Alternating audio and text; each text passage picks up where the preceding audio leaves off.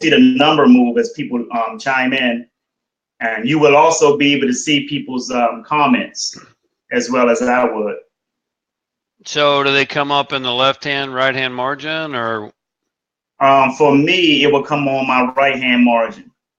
How's the light on my side? Is it okay? You're perfect. Yeah. Yeah, you're perfect.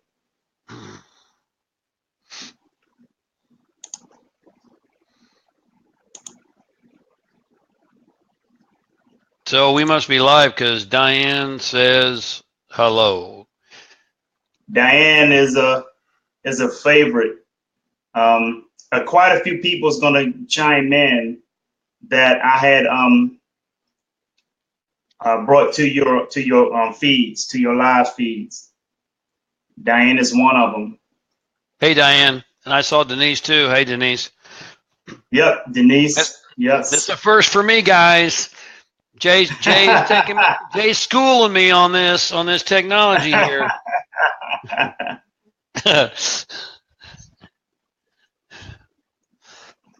All right. Hey, Denise.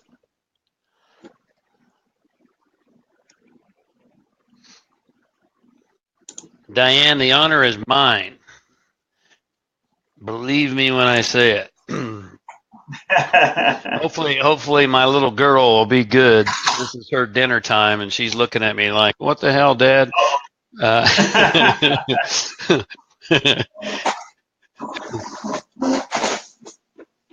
All right, and what I'm printing out is the questions that I sent over to you. Yeah.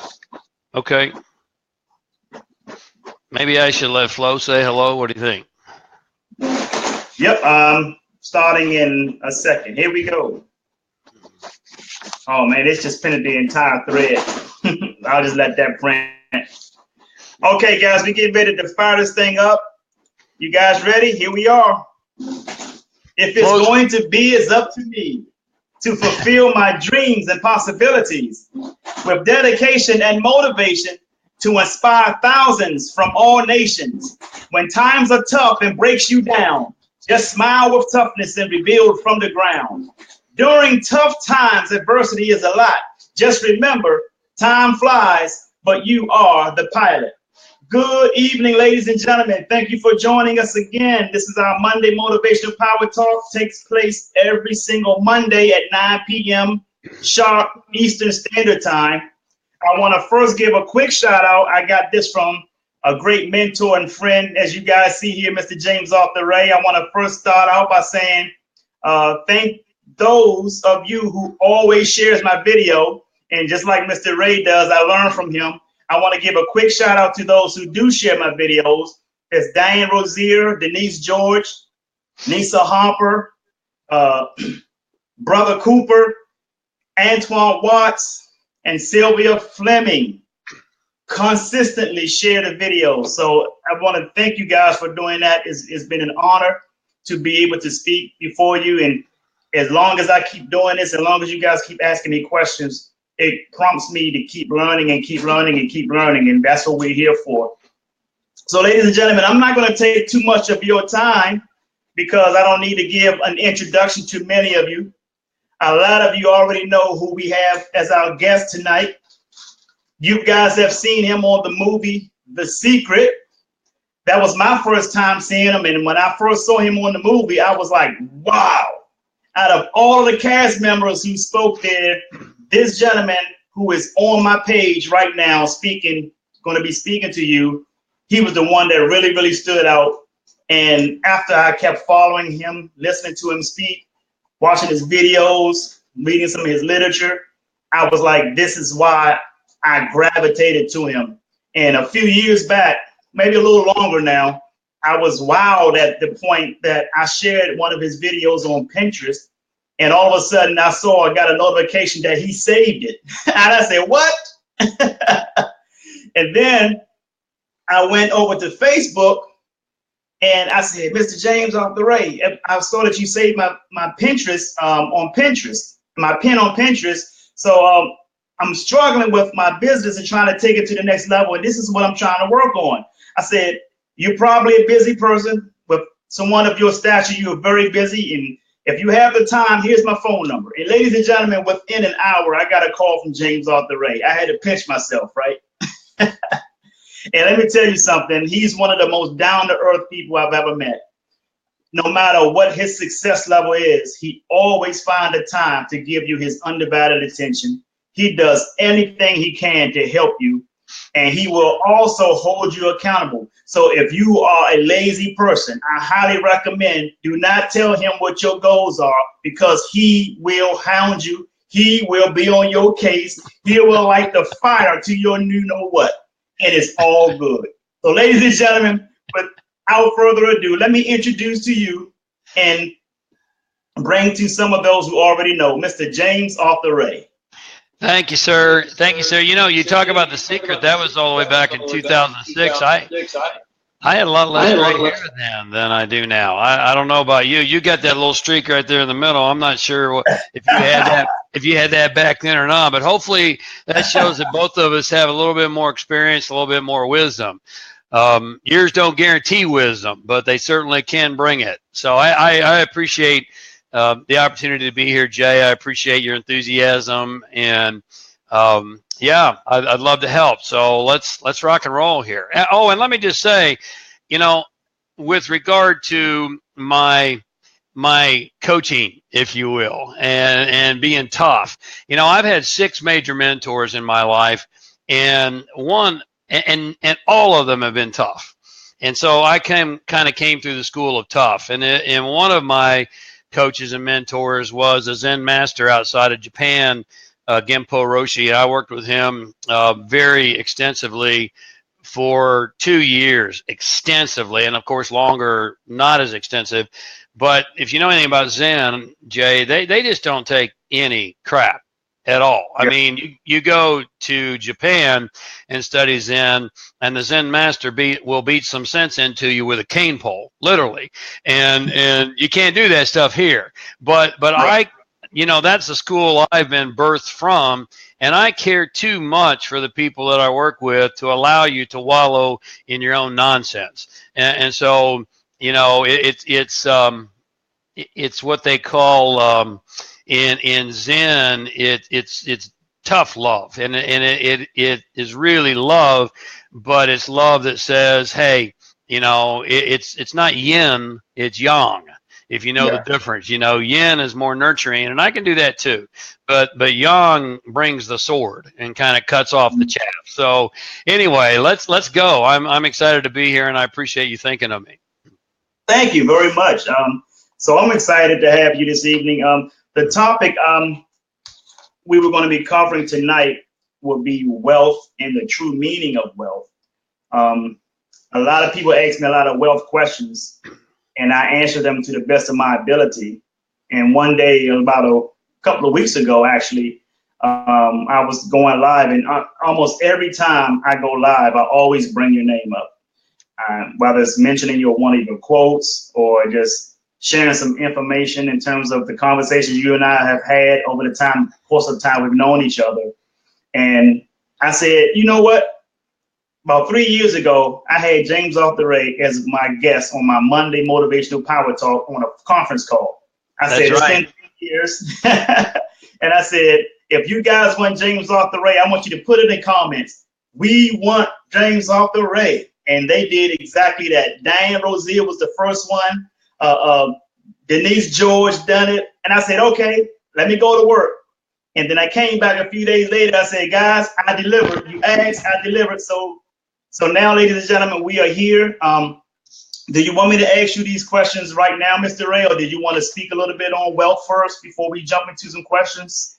Whatever works best for you. You know, I had a big idea, and you know, my philosophy is go big or don't bother, because you know, if you're going to do something, you might as well go for great. And if you don't have the opportunity to be great, then you're wasting your time, because every single one of us is hardwired to be great, whether we're consciously aware of that or not. And you have been given unique gifts by your creator that you have the potential to be a genius at.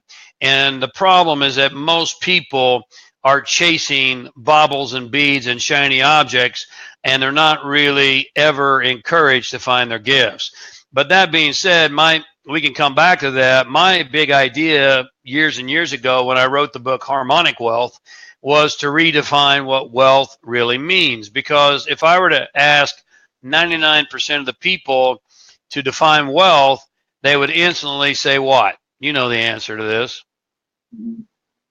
They would say what, Jay? You know what most people would say. They say it's money, right? Right. Exactly. And so, but the reality is, if you trace the root of the word wealth back to its origins, it literally translates as well-being. And one I would submit is that there are a lot of people who have a lot of money and a lot of house and a lot of car and not a lot of well-being. And I guarantee you this is true. And if you think it's not, then think again, because I talk to these people all the time. And so my big idea in writing Harmonic Wealth was to redefine for the world what the word wealth means. Now, was I successful? No, I wasn't, because it was a really big idea.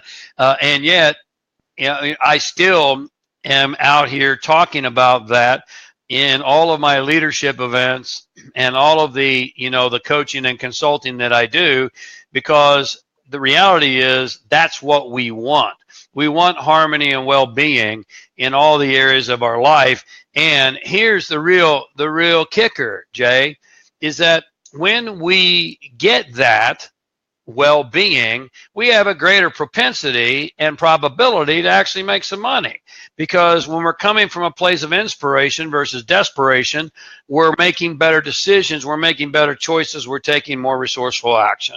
So again, go for well-being, and don't be a person of money or of riches. Be a person of value and well-being. And so, I don't know where you want to take this tonight, but that's my definition of wealth. And it's actually not mine. It goes back to the origins, and somewhere along the way, it got translated into money. And the fact is, money won't give it to you. Nothing wrong with money, but money will not do anything more than amplify who you already are. So if you're a mess when you're broke, you're going to be a mega mess when you have a lot of money, because that money just magnifies who you already are. If you're chaotic and frustrated when you're broke, you're going to be super chaotic and frustrated when you have a lot of money, because money magnifies who you are. And guess what? The more money you make, the more problems you have. And you cannot escape that. You just cannot escape that. So I'll reel that back and let you kind of guide where you want this to go. Sure. I was watching a page of Chris Widener, and I don't know who that. Yeah, I don't know who that is. Okay, he's a speaker.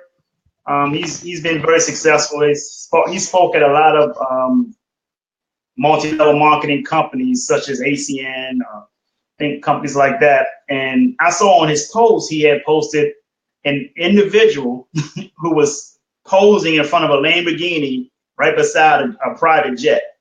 And he mentioned that people like that rent cars or give somebody money to take a picture in front of their jet and tell the world that they own it, so that they can sell them $2,000, $3,000, $4,000, $5,000 courses to make money off of. So there's a guy that's like almost 60 years old. He does this type of stuff as well to cater to the millennials. Yeah, it's unfortunate, because here's what Gallup tells us, Jay, and you've heard me talk about this a lot, but the most recent Gallup poll tells us that 71% of the people surveyed are unhappy, disengaged, and downright miserable in their work. And I call that the 71% club. And that's not a club that you want to be a card-carrying member of. That's almost 3/4 of the population. And the reason for that large number is that very thing that you're talking about, is chasing the dollar, chasing the money, And I say, chase the mission and the meaning. And when you chase the mission and the meaning, allow the money to follow the mission and the meaning. Now, does that mean you'll be a mega millionaire? No. But let me tell you something, man. Being a mega millionaire, which I have been blessed to be, nothing wrong with that, is not all it's cracked up to be. I mean, let me just give you a quick example. I was doing a live event a couple years ago in Manhattan. And it was Friday, Saturday, and my brother was in town. He used to run all my AV for me. And so we decided to take Sunday and poke around Manhattan.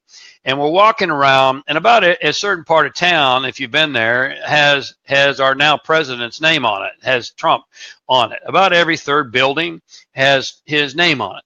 And my brother turns to me and he says, wow, wouldn't it be great to own about a third, at least, of Manhattan?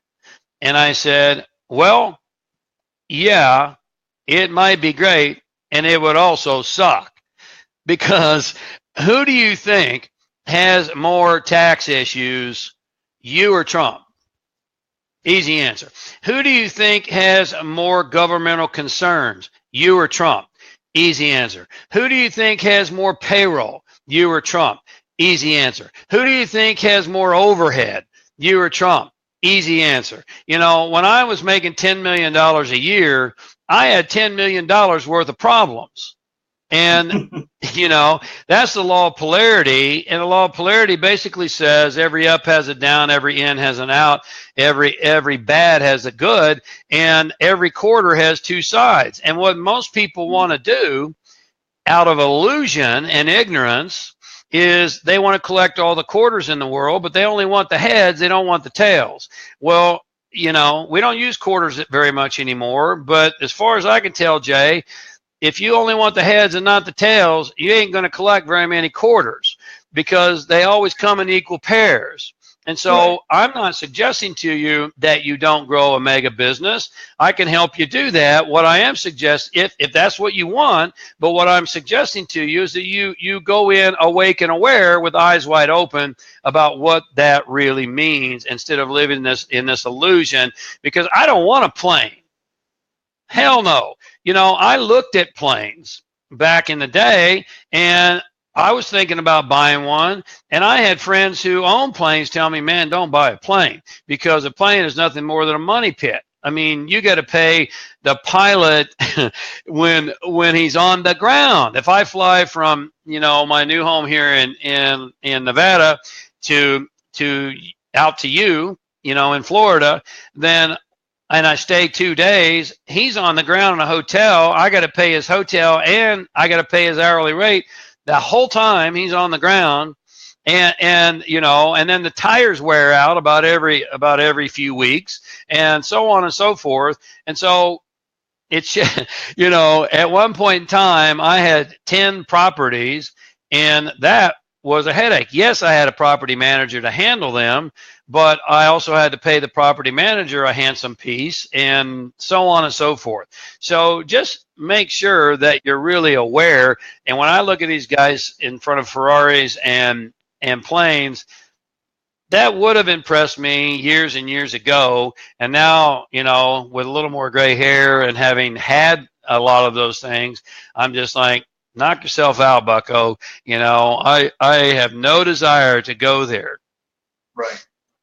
And I read someone mentioned that if you own a private plane, you're looking to spend at least $500,000 in maintenance and upkeep alone. You got to pay for the hangar. You got to, pay for it to sit in the hangar. You got to pay for the runway. Yeah. So, and here's the thing. Things will slow you down. Things will slow you down. And I'm not saying you shouldn't have things. I'm just saying be aware, because if you buy that Porsche or that Mercedes or that Ferrari or whatever, knock yourself out, and it becomes an energy expenditure, because everything is either an energy income or an energy expenditure, and it can't be neutral. And so things will slow you down. I don't care what they are. When I had, a 7,500 square foot estate in Beverly Hills on Mulholland Drive, man, I can't even begin to tell you what the upkeep was for that. And that slows you down. And so, the true leader and the warrior of the future, in my opinion, travels light, because you got to be able to flex and bob and weave, and you got to be able to readapt and reinvent. And if you got a bunch of luggage that you're dragging along with you, it's going to slow you down. If you think you can climb the mountain of power with a whole bunch of luggage behind you, you ought to think again. Wow. But how does the millennials get that message? Because it's like these people are targeting the younger people, the 20s and the 34-year-olds. They see bling, they see a Lamborghini, and they automatically think, "Oh, you're successful. You must be rich." Well, all right, so we're gonna talk to the millennials, or we're gonna talk about the millennials tonight, because let me talk to the millennials, and let me say first and foremost that I believe, and if you're a millennial tonight, please listen up. I believe that the millennials can be some of the greatest leaders that our world has seen to date. Now, I really believe that. And that's my mission. I just did my 5-day Leadership for the Future Mastermind last week. I had 2 millennials in there with me. I mean, and they're stepping up. One was 27, one was 29, and they're stepping up. I believe in this group of people, because they're very talented, and yeah, they've got challenges, but so do we all. And one of the challenges that the millennials have is that in many, many cases, they're looking for the quick hit, the secret sauce, and the magic bullet. And that doesn't exist. It just doesn't exist. And so consequently, a lot of them think they're going to sit behind their computer and do much of nothing and, make mega millions. And so that's the challenge, is anyone who has accomplished anything great has gone all in and has given everything. Einstein said mastery takes everything. Now, not everyone is committed to mastery, Jay, and that's okay, because it's pretty damn hard to be masterful. It takes everything. And according to Dr. Anders Ericsson, who is the man on what it takes to reach epic performance, it's 10,000 hours minimum. And 10,000 hours, if you break that down, is 10 years at about 3 hours a day for 10 years of what he calls deliberate practice. Not any practice, but deliberate practice. 3 hours minimum every single day, 7 days a week for 10 years to reach a level of mastery and greatness. And that deliberate practice is totally focused on, how do I improve? How do I improve? How do I improve? How do I improve? How do I improve? How do I improve? Kobe Bryant is a great example of this. Kobe Bryant beat Michael Jordan's record. I mean, come on. Michael Jordan's the only man in history that I know of that can really fly. I mean, he can literally fly, but Kobe Bryant beat his record because of his work ethic. I'm not saying Michael didn't have a work ethic. Of course he did. But Kobe Bryant, had a work ethic that was off the chain.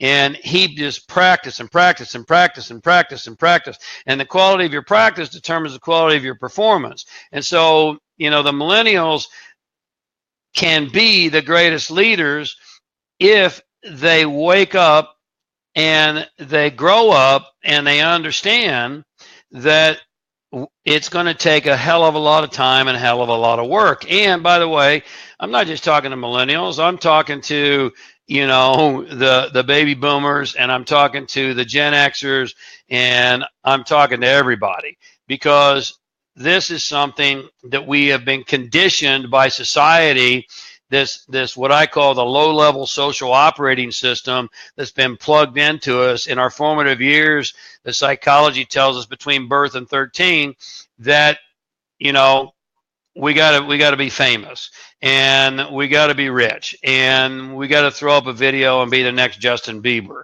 and so on and so forth. And these are really difficult times because, you know, social media is a blessing and a curse. It's a blessing because we're going out tonight worldwide.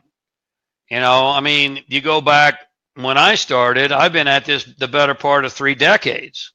Hard for me to believe sometimes, but nonetheless, you know, I've been going at this a long, long time, and I had to earn the right of a platform back, you know, when I started, and I didn't have this medium. And so this is a blessing to go worldwide. Anybody can go worldwide anytime.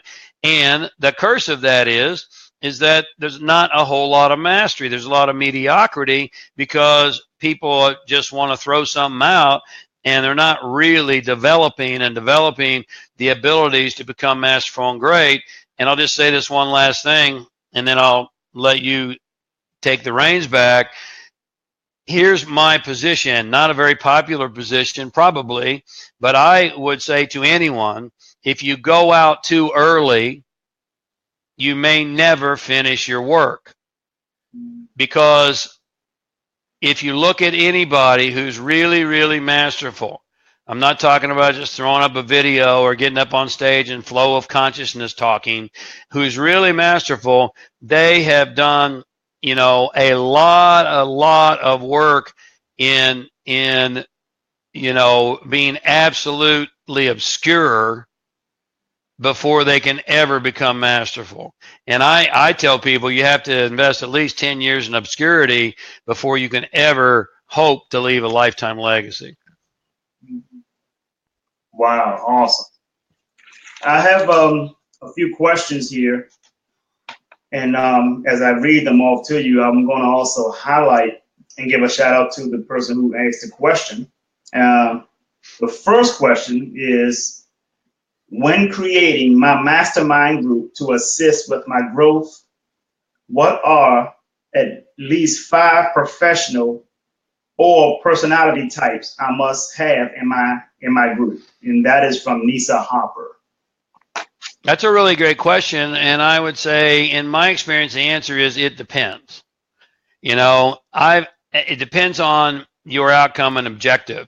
I've been in mastermind groups where everyone was in the same business. Like years ago, I was in a group of just speakers, and that's valuable. All right, because you're all in the same industry, same business, and you can exchange ideas. Then I've been in mastermind groups where everybody was in a different industry. And actually, I think that's better in my experience, because there are people, you know, let's say that I had a person who owned retail operations and I was in a mastermind group with them. They would look at my business differently just because of lack of knowledge, but that's valuable, right? They would look at my business differently than I do. And I've been in those kind of mastermind groups where people will say things that are completely off the wall according to the norm of the industry. And then all of a sudden you go, damn, that might be a good idea, you know. I never thought about that. So that's a valuable group too. Now, we've talked about millennials. I love to have all kinds across the board, you know, Gen Xers and millennials and baby boomers in my business, because they have a whole different viewpoint of the world and they bring different things to the table. So again, long answer to your question, but I would say it depends. And what you need to do first and foremost is determine your objectives. And once you have your objectives and your target and your outcome, then you can come back and say, all right, you know, do I need more diversity or do I need more homogeneity? And there's a time and a place for both. Awesome. I hope that helps. I hope that helps. It's a really good question because, you know, all the way back in 1960, Napoleon Hill talked about mastermind groups, and it's every bit as powerful. As I told you, I just had my 5-day leadership mastermind last week, and it's vital. It's vital. And let me just add to that, if I may, Jay. There's work right out of Harvard University from Christakis and Fowler, who are now proving what we've known for a long time. We've heard for a long time that you become the sum total of the 5 people that you spend most of your time with. We've heard that for a long, long time. Well, Christakis and Fowler are now proving through exhaustive research from Harvard that your community, your direct community, influences not only your impact in the world, but your income. And this is why I decided about 8-10 weeks ago to put these leadership masterminds together, because it's so vitally important. And most of us have lost face-to-face because of this medium, which is a blessing and a curse, called social media, because too many of us are sitting behind our computer in silos, in isolation, watching videos, and we think that's going to cut it. It's not going to cut it, because you need face-to-face, you need coaching, you need mentorship, you need people to call bullshit on you and go, well, hang on a second, I ain't buying that, right? And Christakis and Fowler are now proving this, and it's 3 times, I call it 3 times 360. Now let me describe that. 3 times 360, this will blow your mind, is that it's not just your inner circle that influences your impact and your income, but let's say, for instance, that my direct team members at Harmonic Wealth Global, the company that I'm a part of, is I invest a lot of time with them. So do they have an impact on me? Of course they do. But according to Christakis and Fowler, their families have an impact on me too. Remember I said 3 times 360. So that means 360, 3 times wide. Their family has an impact on me too, even if I never meet them. And you go, well, how the hell does that work? Well, because their family has an influence on them, and they have an influence on me. So thereby, their family has an influence on me. You following this?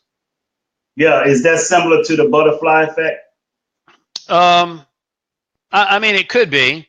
The butterfly effect is actually in physics called a sense of dependence on initial conditions, which is a mouthful, and that's why they just said butterfly effect. But the actual physics is a sense of dependence on initial conditions, which basically says that if a butterfly flaps its wings in Japan, it might create a tsunami in California, 3 months later. It could be that, but it's more specific than that. So their family has an impact on them, and they have an impact on me, so therefore their family has an impact on me. Now, it gets even bigger than that, because their family has friends, and their family's friends have an impact on their family, and the family has an impact on my team members, and the team members have an impact on me. So now my inner circles, families, friends have an influence on me. Wow. Now that blows your hair back, if you have any, if you really, as you think about it. And this is bigger than we've ever thought about before. We've always thought our inner circle has an impact. But Christakis and Fowler are going, hey, it's 3 times 360. It's like the ripple effect of a pebble in a pond. It goes out. And so at the end of the day, when you choose your mastermind, when you choose your friends, when you choose your community, choose wisely. Right. Choose wisely, because, here's what research proves, and this will rock someone's boat, but research proves that one of the number 1 causes for people not fulfilling their potential is choosing the wrong mate. Wow. Now, I was on a podcast in UK a couple of weeks ago, and the host said, oh my God, I can see people all over the UK getting a divorce. And I'm like, that's not what I'm advocating here, but what I am saying is that, you know, if you're sleeping with an energy vampire, chances are great you're going to suck, because that's what vampires do. And research proves that one of the number one causes for you not fulfilling your potential is choosing a wrong mate. So choose wisely. This idea of community, I could go on and on. I'm not going to, but it's a powerful, powerful concept. Wow. That's a whole lot of information for Nisa Hopper and everybody else. Thanks for letting me get on a roll, Nisa. I appreciate that. Here's another question. When did you discover your passion, and have you ever felt like quitting on your passion? That question is from Denise George. Well, all right, Denise, buckle your seatbelt, baby, because here's let me answer the latter part of the question first. Have I ever felt like quitting? About every day. All right. So, so, Denise, if you feel like quitting, join the club. That's human. And anyone who tells you they don't is just not telling you the truth. All right. And especially in the last 4 years and the last 8 years, it's been now since my life went through a major tsunami, it's been really, really tough. And so that's the first thing, and let me just also talk about quitting, because we've heard the little meme, winners never quit. And I say bullshit. Winners quit all the time. All right. They quit doing what they're not supposed to be doing so they can do what they're supposed to be doing. And I'll use Michael Jordan, since I already brought him up. He got a little carried away with himself and thought he could play baseball. And he went and played baseball and he sucked. And he was smart enough to quit and get back on purpose. Right. So, winners don't give up. There's a difference between quitting and giving up. There's a whole concept that I work with my clients on called strategic quitting. And strategic quitting is offloading and quitting doing the bullshit that you're not supposed to be doing, so you can get laser focused on your powerful transforming purpose, what I call your PTP. Your powerful transforming purpose, you should be single focused, because most people operate like a light bulb instead of a laser beam. A light bulb I got these two lights here, they light up a big space, but a laser beam cuts through steel because it's focused. So yeah, I feel like quitting, and I can't, because I'm so singularly focused and so clear on my PTP, my powerful transforming purpose, and most people aren't. My purpose won't allow me to quit, because I know it so clearly why I'm here and what my gifts are, and the choice has already been made. It's called the Ulysses commitment. Have you heard of this one, Jay? Ulysses from the Iliad was attempting to get home after the Battle of Troy, and he went through all these great trials, and it's all a metaphor. It's an incredible metaphor. But they went by the island where the sirens sing. And you've probably heard this story. And the sirens, all these beautiful women are on the island, and they're singing, and the sailors get entranced, and they run the ship into the rocks and destroy themselves and the ship. Well, Ulysses made the commitment in advance that he wasn't going to give in. So he had his sailors tie him to the mast, and he said, whatever I do, you do not let me go. No matter what I say, you do not untie me. And you guys put wax in your ears so you can't hear the sirens sing. Well, in the story, they go by and the sirens are singing, and Ulysses is going, I was just kidding. Let me go. I really want to go. And they're like, no. And that's called the Ulysses commitment, which means and it's also called choice architecture, which means you make the choice before you have to make the choice. So when you have to make the choice is already made. Do you follow that? Yeah. Let me repeat it. You make the choice before you have to make the choice. So when you have to make the choice is already made. And this is so, this can be applied to so many things if you want to really level up your game. If you're going to lose weight, you get rid of the donuts, and you get rid of the candy, and you get rid of all the crap in your kitchen, so that when you get tempted, it ain't there. Right? You don't take an alcoholic to the bar. when he or she's trying to quit. So Right. so anyway, see, I'm off on a tangent. Let me go back to passion, because here I want to come back to this one. You know, what we tend to forget, we hear so much about follow your passion, find your passion, follow your passion. Well, what we tend to forget, and I'm a great student of language, passion is a Latin word that is defined as suffering. Wow. Passion equals suffering. Now, let me promise you this. You will suffer for your mastery and your purpose. And anyone who tells you otherwise is not being honest. You will suffer for your purpose, and that's your passion. I mean, why do you think that Mel Gibson's movie was called The Passion of the Christ? It's right. A suffering. And so when did I find my suffering? Well, quite some time ago. And I have suffered greatly for it, because there's always a price for the prize.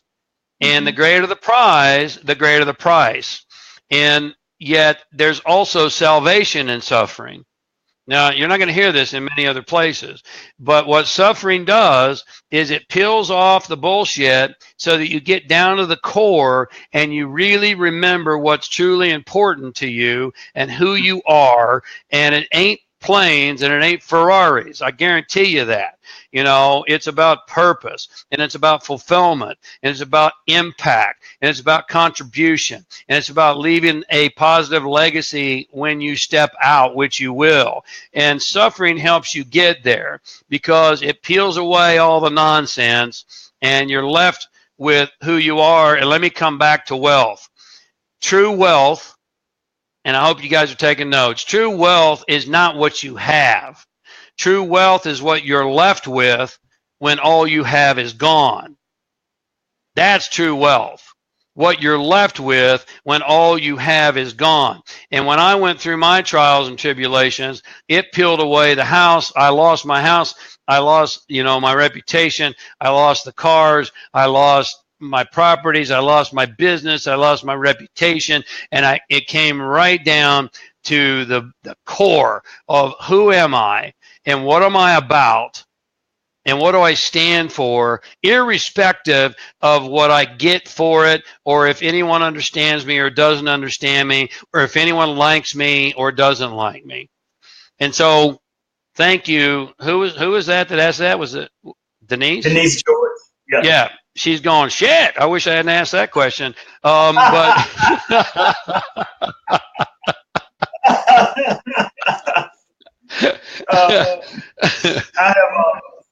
I have about 3 other questions. Are you open to anyone who want to ask a question in the comments as well? Sure. Okay.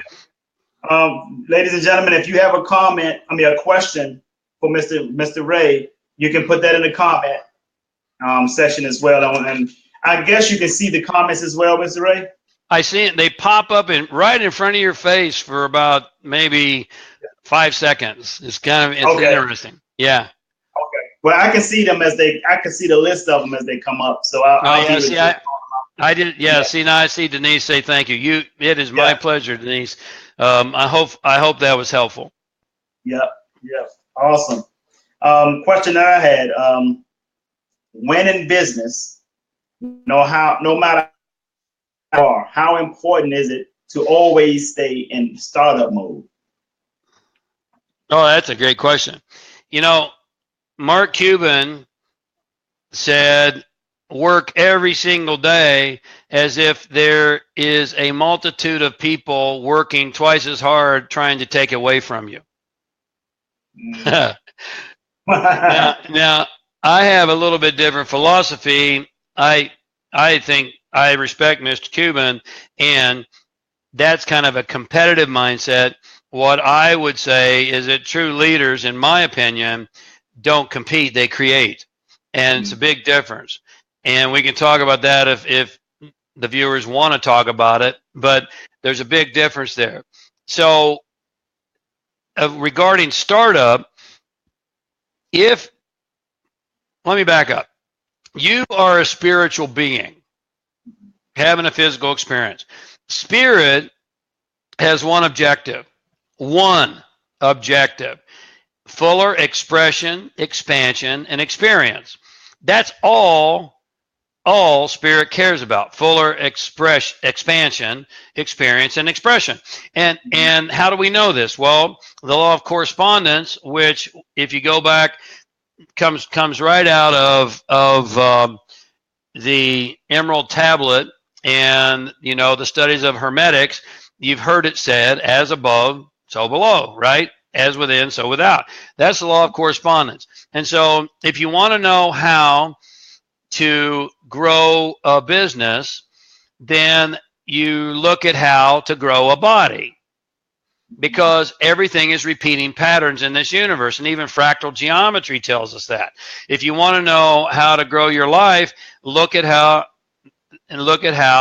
to grow a body, or how to grow a business, because they're all corresponding. If you want to know how you work, look at how the universe works. So the Hubble telescope now tells us that the universe is expanding more rapidly than it's ever expanded in our written history.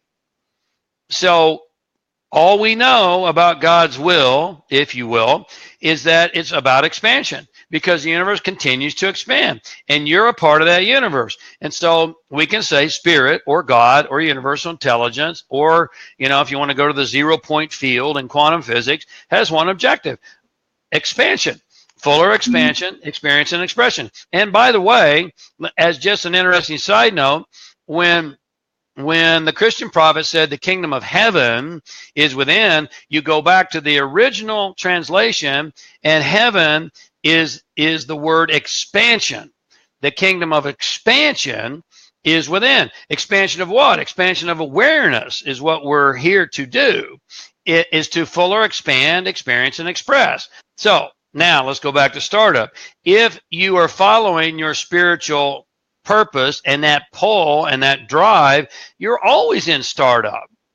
When I was running a $10 million enterprise, I was in startup, because you're here to grow, you're here to expand, experience, and express. And so I was expressing at 10 million a year, but that there was still a pull within me to go more, and to do more, and to give more. And so if you're following that, then you're always going to be in startup mode. And one of the greatest downfalls of some people who could potentially be masterful and great is that they attempt to rest on their laurels. And the reality is, the moment you stop, according to the law of vibration, which says everything always vibrates and moves, nothing ever stays still. If you try to stop, you're going to go down, because you cannot stay still. Right. You're either moving forward or you're moving back. You're either growing or dying. And so you have to continue to stay in startup. You have to stay, as our common friend, I believe you know him, Les Brown. I just saw him a couple of weeks back. He says you got to stay hungry. And you do. You got to stay hungry. And what happens is that a lot of people get to a certain point and they lose their hunger and they lose their drive. And I like to call it drive. I don't like to call it motivation. I don't like to call it inspiration. I call it drive, because when you're driven, there's no choice. You're just driven, and you know that spirit is coming through you, because infinite potentiality in spirit is always looking for the most available and prepared vehicle to come through. The power is infinite. And so what our objective is to constantly become a greater and greater distributor of this infinite power and ability. And so, always in startup. Always in startup. Awesome. I say that a lot, but I wanted to hear it from a master. So. Hey, well, you're right on point, man. Yeah. You're right on point. Before and after The Secret, who were the most influential person to you? The most influential. Wow, that's a tough one, because like I said, I've had 6 major coaches and mentors, and I've had some minor ones too, and it really, I don't know that I can choose one. You know, my first major mentor and coach was my dad, and he taught me a lot. He taught me if anything's worth doing, it's worth being great at. He taught me that way back when I was in grade school. If you're going to do anything, do it great. And he taught me that when I was mowing the lawn and I was trying to do it half-assed. And he's like, son, if that's how you're going to operate, you're not the man that I think you are. I was like, oh, Wow. I mean, that hurt, right? But it woke me up. And so I've had business mentors. You know, my very first business mentor was named Ron. He was at AT&T. I invested 13 years at AT&T, and I owe a debt of gratitude to AT&T because they gave me my business acumen. So many people in the entrepreneurial arena, and here's what I find consistently, is that most entrepreneurs have little to no business background. They just jump into business, but they might be really smart and really talented, but they become really good technicians. They don't know how to become leaders and business builders. And that's a whole different series of strategies and abilities and a whole different mindset. And so I owe a tremendous debt of gratitude to AT&T and Ron Crenshaw, who was my first business mentor. I've had some other business mentors, Dr. Tony Alessandra, who is still a dear friend, and he took me under his wing way back in the late 80s when I moved to La Jolla, California from Atlanta, Georgia, and taught me the ropes about the speaking industry, and which I knew nothing of. I was a business consultant before that time.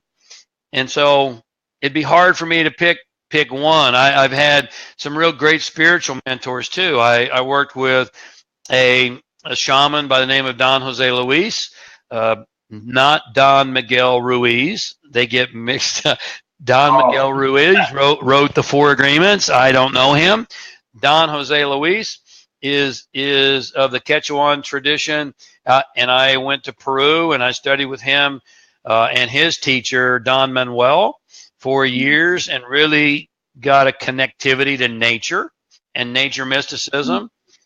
I've had, again, my Zen master Genpo Roshi, who stood strong with me during the whole tsunami and really helped me find my center. It has made a tremendous impact on me. So after The Secret would be most certainly Genpo Roshi.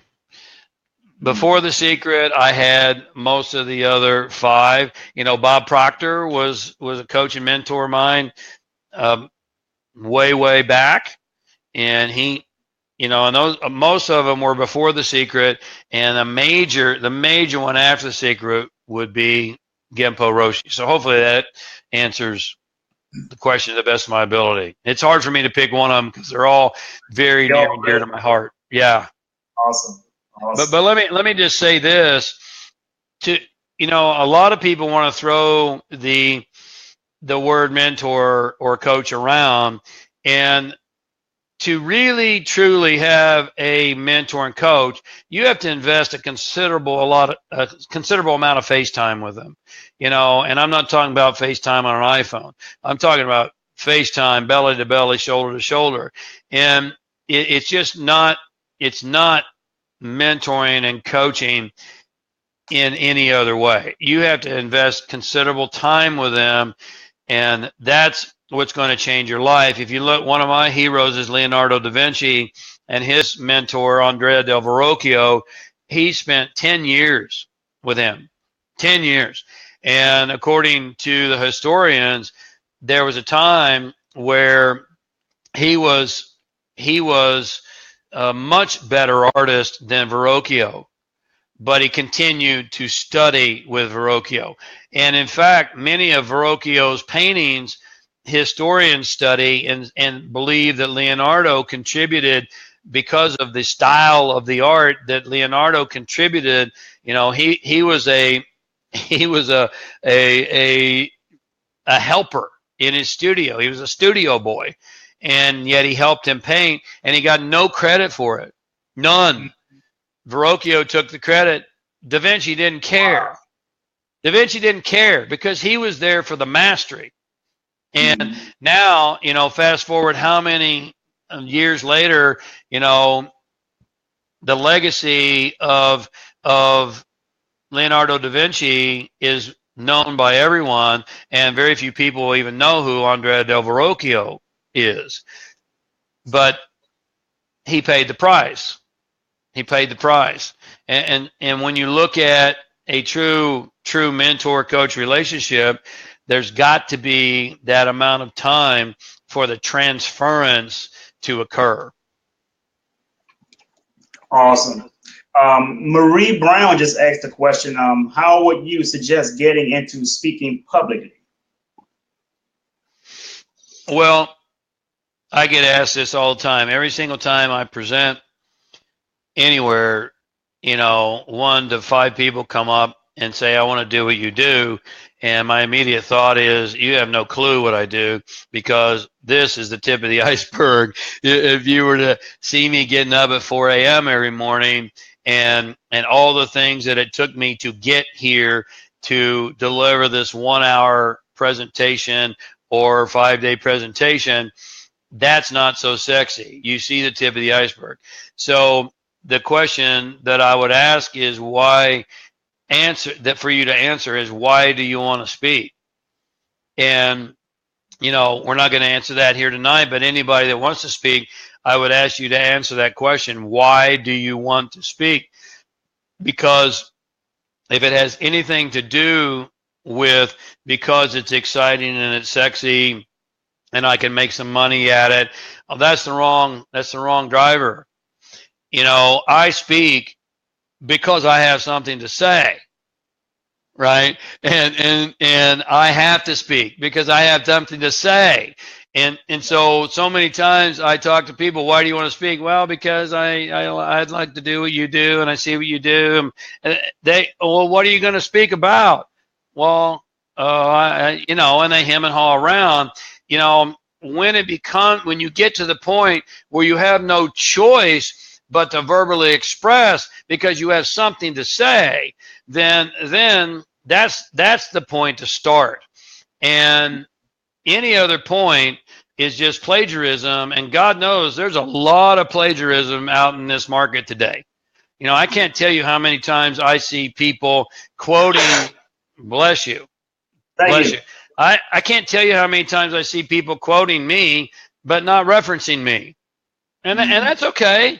You know, that's okay. And that's one of the things I coached you on over the internet, Jay, is I said, hey, you know, if you're going to quote Les Brown, man, put his name on there, give him the respect, give him the props.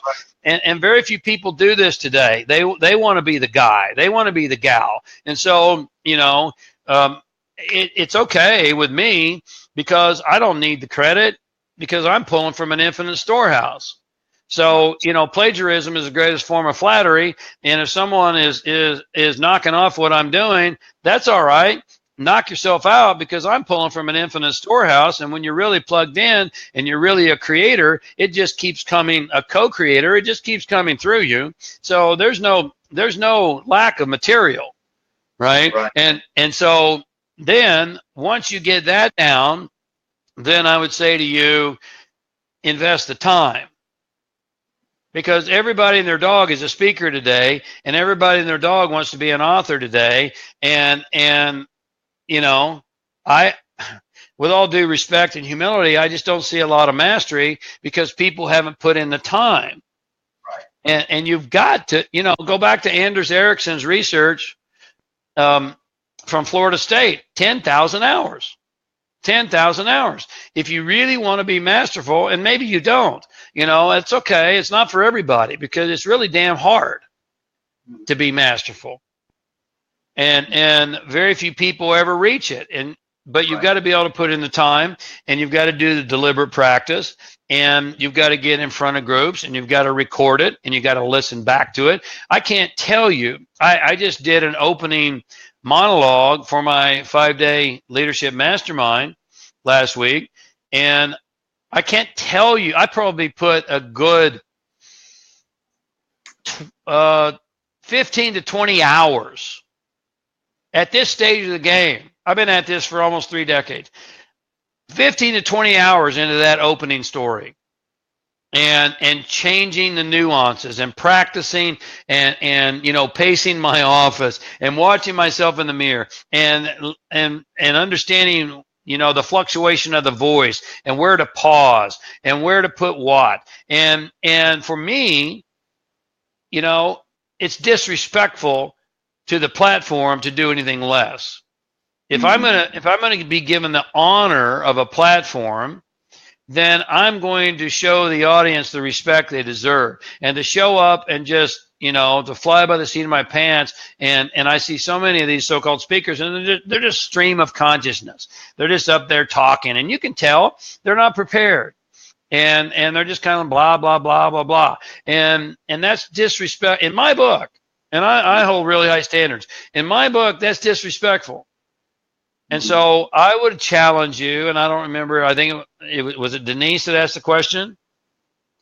Marie Brown. Marie, I would challenge you to commit to mastery, because the world needs more leaders. The world needs more mastery. It doesn't need more mediocre. And the way you become masterful is you answer the question, why do I want to speak, and what do I have to say, and how can I become masterful at doing that? And that's when you really move people's heart and soul. Awesome. Hope that is helpful to Marie Brown. Me too. James, Mr. Ray, if you can share your website, products, anything that you have coming up that we can let everyone know who are listening and watching right now. Yeah, well, the biggest thing I'm doing right now is my 5-day mastermind. And when and that is jamesray.com/5day-mastermind. And it's by invitation only and interview only. And that interview is directly with me, because I had people from Finland and from New York and from Canada and from all over the world. We've already almost sold out January.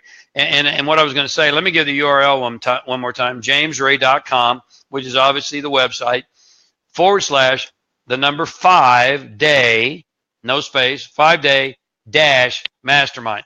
And I'm really excited about this because, as we've already talked, your community impacts not only your influence, but your income. Thank you, Jay. That's it. And so that's the big thing I'm doing right now. And it's only open to 10 people. I think we've already got 6 slots filled for January. When I first did it, I said it was a brand new inspiration.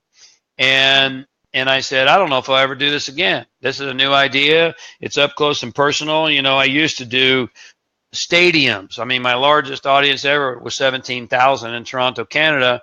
I shared the stage with Trump and Branson. And yet, with those large groups, you can't really make the deep dive impact. And so I thought, you know what? This world needs leaders, real leaders. And true leadership is not about number of followers. It's not about number of likes. It's not about title. It's not about position. It certainly is not about Ferrari or jet. It's not about how much money you make. True leadership is people who know exactly what their purpose is, and they are giving every single thing they have to accomplish that and to make a difference and an impact in the world. And so I said, let's do this mastermind. And so I get on the phone with everyone. I don't offload it to my team, which I have a team that takes calls normally. I'm doing these personally because I want to talk to you and I want to see what your big idea is and why you're interested, and make sure you're a good fit for the room, because I owe that to the rest of the room. We got a guy coming in from the UK already for January, and people are coming in from all over the world. The guy from Finland is coming back because it was so powerful. And Wow. and so anyway, that's what I'm really stoked about, because last week was off the chain, and we get into the 5 dimensions of leadership, and ultimate performance, which is what I do with my individual clients as well as when I do business consulting.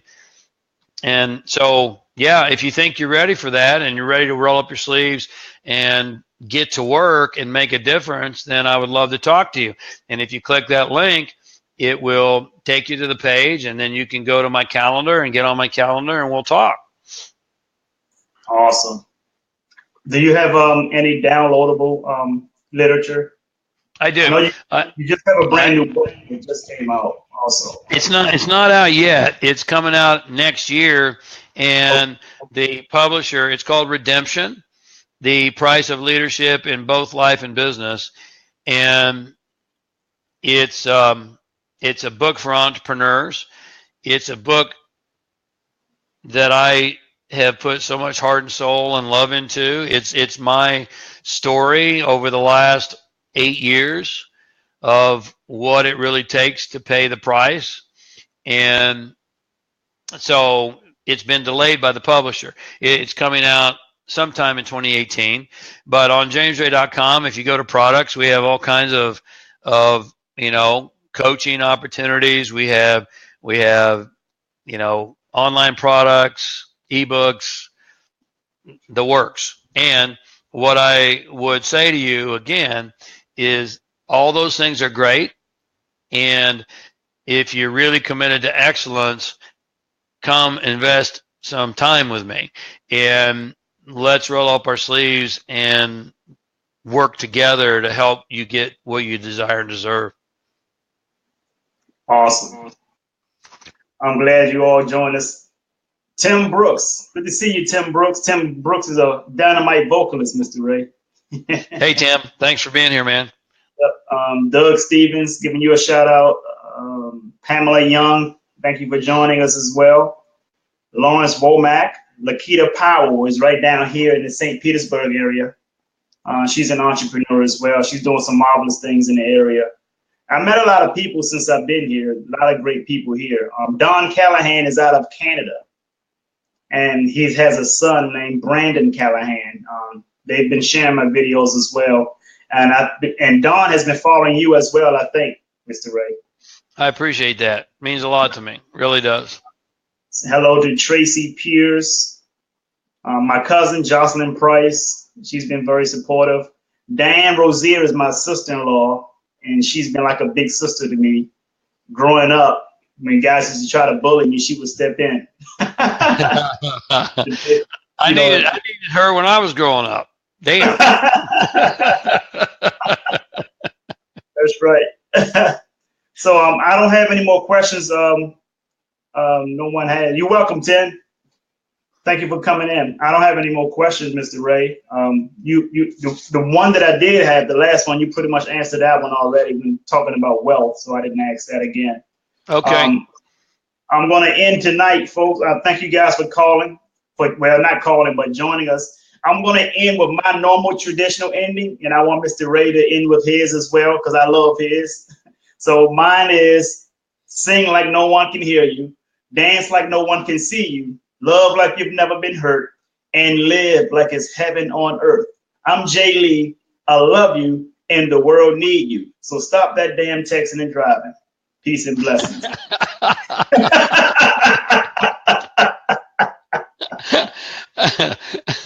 You really had me by the heart until that damn texting and driving, and then you threw some humor in there, which is really good. So I would just say, you want me to give my close? My close is this: I hope I've given you some things to think about, and more importantly, act upon. And so until we speak again, as always, be a leader, live your purpose, and take your power back. God bless. God bless everybody. Have a great one. Love you, man. Thank you, Mr. Ray. Love Bye-bye. you too. Bye-bye.